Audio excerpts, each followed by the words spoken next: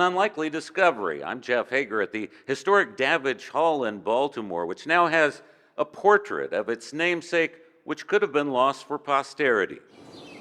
As the iconic Bertha's Mussels closed after 50 years, selling off its contents in the process, a woman came across an old portrait for sale in a storeroom there and immediately contacted her friend, Meg Fairfax Fielding, director of the History of Maryland Medicine at MedChi. When she found this portrait, it was, had the name on it, and texted me and said, "Hey, look what I found."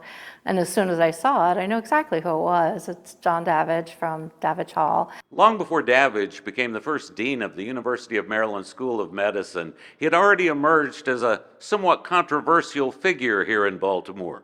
While a bout of yellow fever ravaged people in the city in the late 18th century, prompting many doctors to refuse to treat patients for fear of becoming infected, Davidge came to their aid. He realized that it wasn't contagious, that it was something else. So Davidge Hall actually has a letter, I think it's from him, and it says it's the mosquitoes. Davidge later lobbied the legislature to create the School of Medicine to eliminate quacks and to formalize studies which had drawn the ire of some people in his community. He also taught anatomy and obviously used cadavers for that, and that was not popular. And at one point, they burned his house down. Fairfax Fielding purchased the portrait for a modest sum, and when she learned that the only other known image of Davidge had been stolen decades ago from the historic hall bearing his name, she donated it to hang on its walls.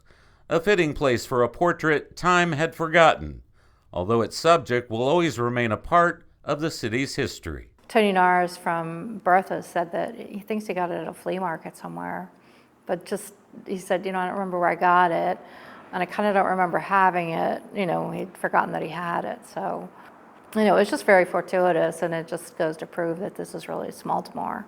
In downtown Baltimore, Jeff Hager, WMAR 2 News.